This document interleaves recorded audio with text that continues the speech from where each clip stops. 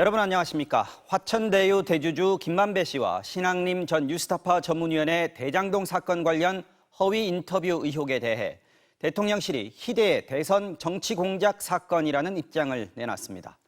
여당에서는 이틀째 보도를 내보낸 언론사를 폐업시켜야 한다는 주장이 나왔고, 한동훈 법무부 장관은 선거 공작이 있었으면 중대 범죄이며 검찰 수사로 진실이 규명될 것이라고 말했습니다.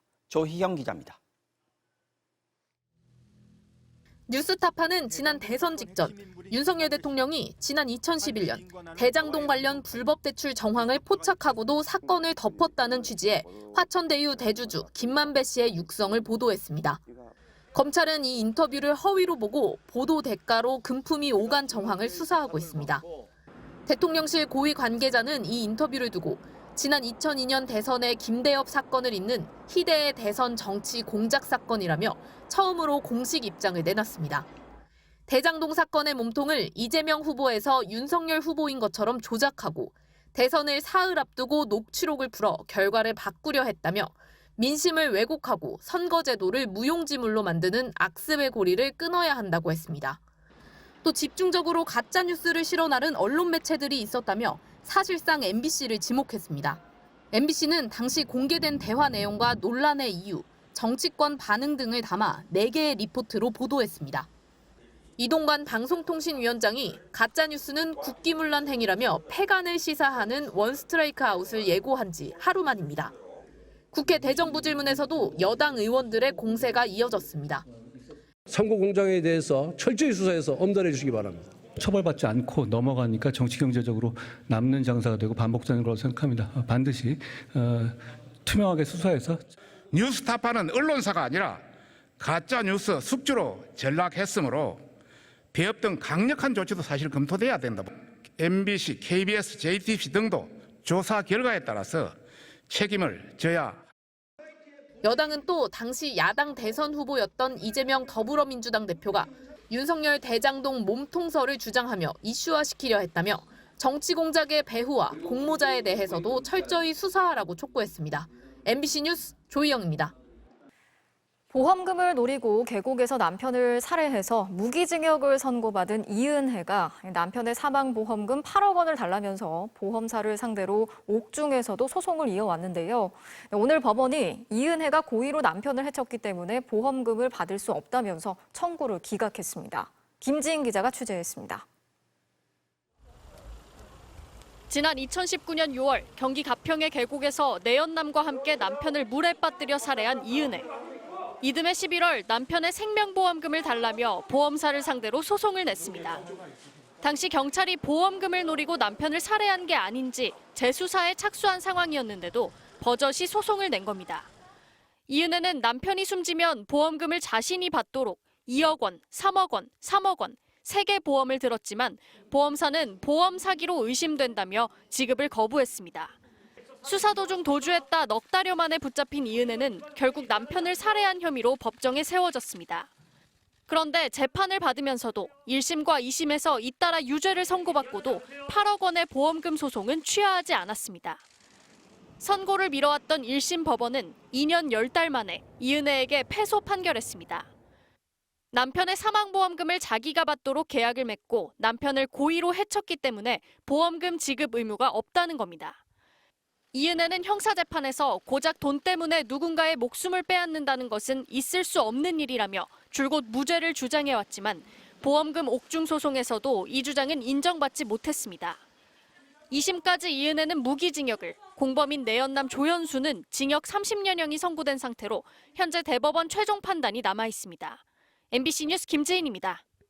북한 김정은 국무위원장이 다음 주 러시아를 방문해서 푸틴 대통령과 전격 회동할 예정이라는 미국 언론의 보도가 나왔습니다. 우크라이나 전쟁에 사용할 무기 거래 등 군사 협력을 논의할 것으로 전해졌는데요.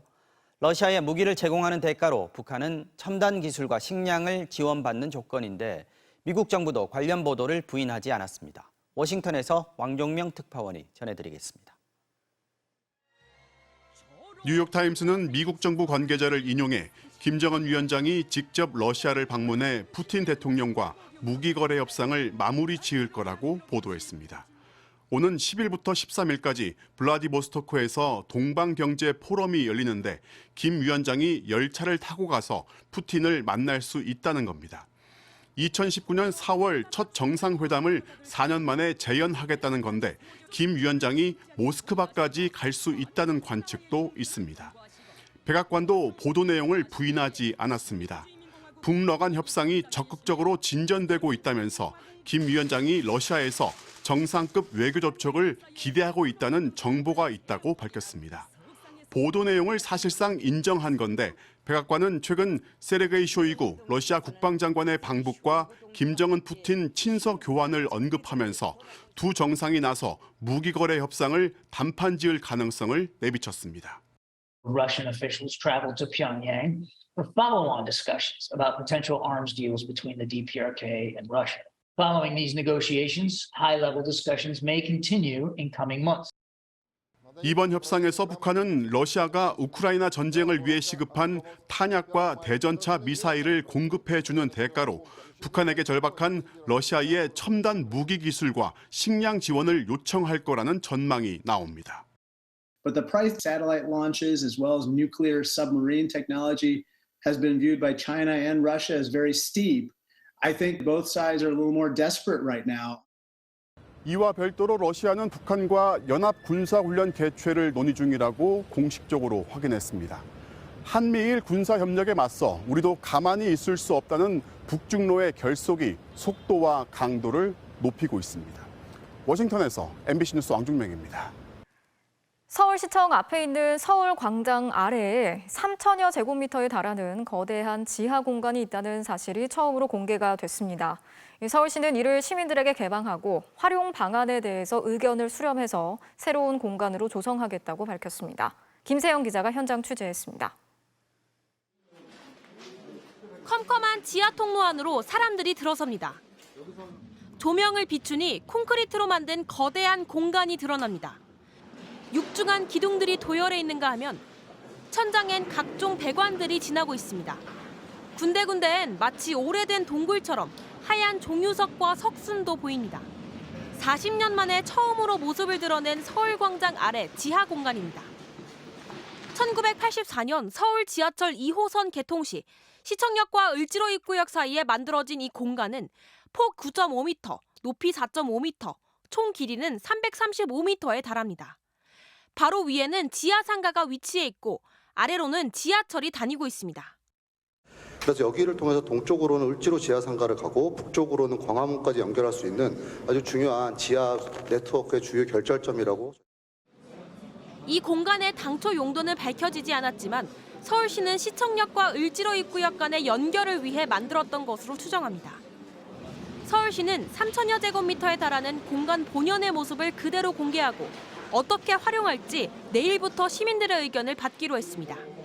여기가 워낙 상징적인 곳이고 그래서 좀 더 신중을 기하자, 함께 시민들과 고민하자 이런 차원에서 서울시는 시민 제안을 반영해 지하 공간을 조성하되 그에 앞서 환기와 채광, 피난 등에 대한 안전 대책도 마련하기로 했습니다.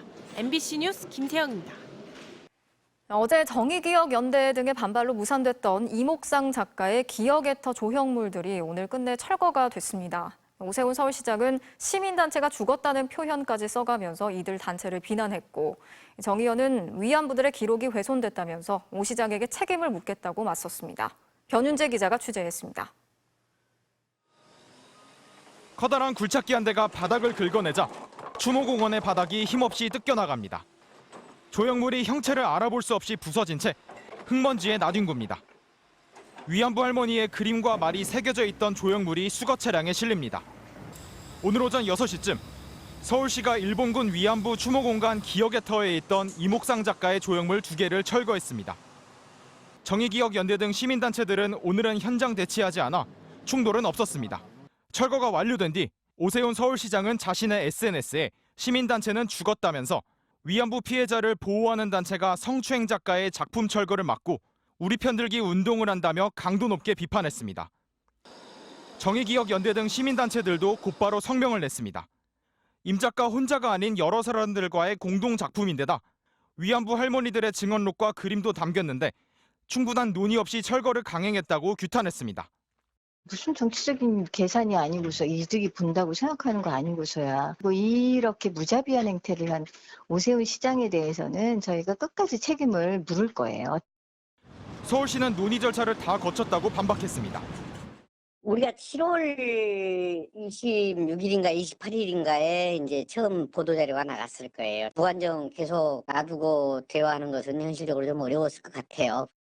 또 정의연 등 시민단체가 포함된 추진위원회와 철거 작품을 대체할 새로운 작품을 마련하겠다고 밝혔습니다. 이목상 작가의 또 다른 작품인 서울 청계천의 전태일 동상에 대해서도 존치 여부에 대한 논의가 시작됐습니다.